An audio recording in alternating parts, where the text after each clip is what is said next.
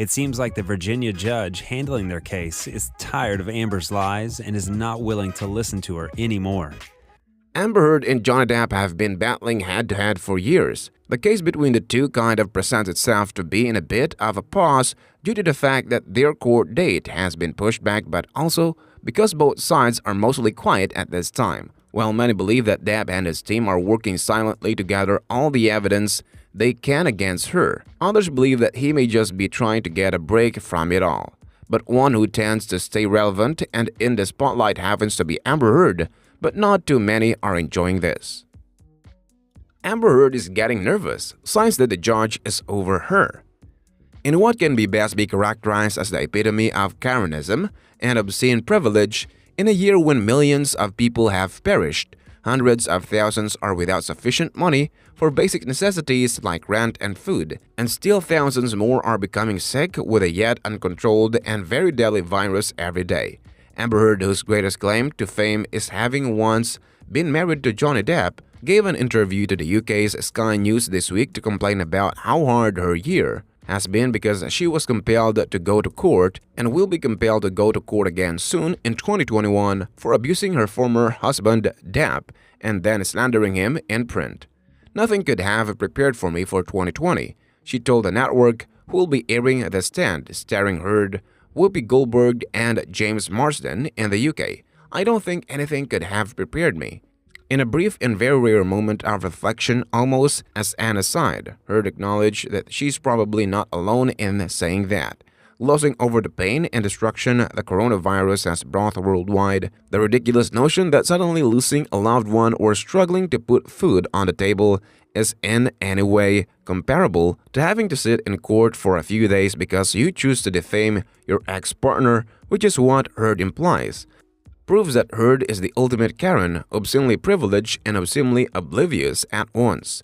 The Stand is one of Stephen King's most popular novels and deals with, appropriately, an extremely deadly virus with an astronomically high 99.4% mortality rate.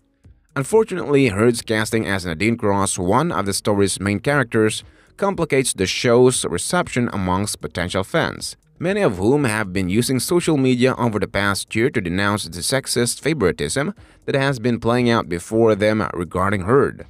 Further controversy surrounding the casting of a hearing actor for a deaf role as opposed to an actual deaf actor shows the extent to which the show suffers from incredibly poor casting decisions, including that of casting Amber Heard. While Johnny Depp has been asked to resign and or been forcibly removed from various movie roles in the midst of attempting to clear his name from the questionable accusations publicly brought against him by Heard, including movie roles indelibly tied to Depp and which owe their success to Depp's skills as an actor and his resilient star power. See Captain Jack Sparrow. Heard has largely evaded facing any consequences for the credible abuse Depp has said she inflicted on him. Abuse Heard herself admits to in multiple audio recordings she made of herself and Depp during various mediation and counseling sessions. For more background and clips of these recordings, please see my previous stories. Heard has in fact profited considerably from her accusations, which has effectively raised Heard's public profile, increasing her work opportunities in Hollywood.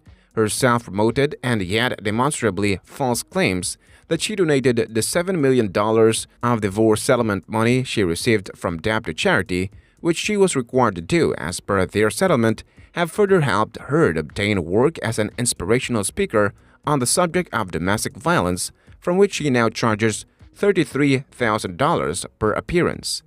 Publicly available donor disclosures from the Children's Hospital of Los Angeles, one of the two organizations Heard was supposed to equally divide her settlement money amongst, show that while Heard misled the public and press to believing that she would and had donated her divorce settlement money, Heard never donated anything. Per these documents, the only money CHLA ever received ostensibly from Heard was actually from Depp himself, who gave an initial $100,000 to the hospital in Heard's name. It was actually Depp's preference to donate all of the $3.5 million intended for CHLA directly to the hospital himself. Heard fought him on this point and received the money instead, which she apparently ended up keeping. Heard is in court now arguing and refusing to provide receipts that show what she really did with the money, citing privacy. Depp has provided the court receipts of his donations.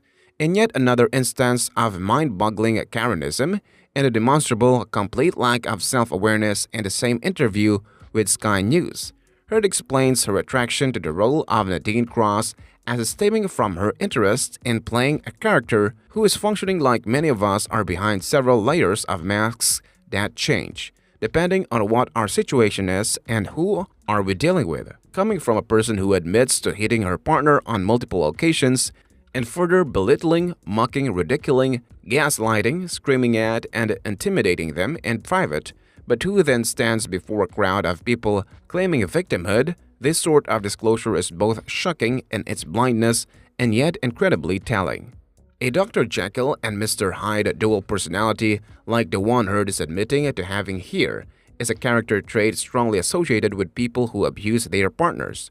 This explosive duality is in fact fully evident in many of Heard's audio recordings, in which 1 minute she is arguing with Depp that she didn't hit him, but not punch him, belittling a partner's lived experience in a relationship and minimizing the seriousness of their violence are common character traits among abusers per the National Coalition Against Domestic Violence, while in the next minute Heard is shouting at Depp, mocking him for not accepting her abuse.